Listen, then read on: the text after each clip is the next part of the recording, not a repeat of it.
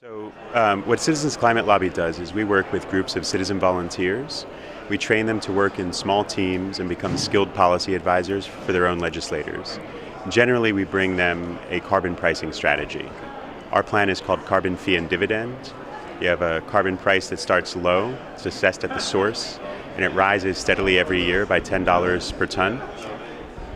100% of it is rebated back to households. So we've done a lot of work on the economics of that, how that plays out, and we spend a lot of time educating policymakers on why that's a good idea. Have you found your lobbying has had impact in the corridors of power? Yeah, in fact. So not everything is visible through the mainstream media or through the political environment. You have political camps that want to stay where they're comfortable. But behind the scenes, you start developing real working relationships where citizens are having not just good conversations, but conversations where both sides are learning from each other. And we're starting to have that kind of relationship with most members of the US Congress, including a lot of the people that are known for not thinking constructively about this issue. So we've seen much more support behind the scenes for pricing carbon and for doing it our way. We've seen the beginnings of a call from the conservative side for climate action. Yeah. And what's the mood of the American people, would you say, towards carbon pricing? Is there a lot of misinformation, would you say, out there in the media?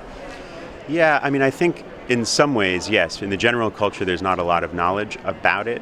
There is some understanding that maybe it's not great to burn so much carbon-based fuel and we should somehow make it more expensive. There's some understanding of that, but a lot of the common thinking tends to be that that's going to hurt the economy. And so we spend a lot of time sharing the insights from a study that was done that showed actually how much economic benefit you can have from putting a plan like this in place.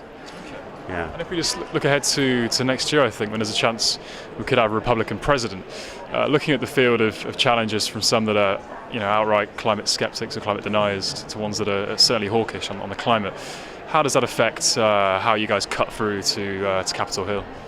Well, so, we don't engage in partisan politics at all. We don't engage in elections or support candidates. But my feeling is that when you sit and listen and you pay attention closely, the candidates that want to become president are looking for ways that they can have a policy approach that meets their ideological criteria, meets their messaging needs, and also will actually get a good outcome for the people that they want to represent.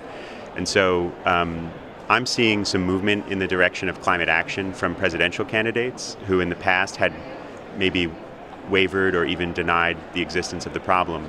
And I think that could be helpful in terms of where Congress is. It's about political will. We say that we're building political will. It's not for political leaders to do that. They respond to the political environment. And the good thing about a democratic society is you have the opportunity to help them sense where things need to go.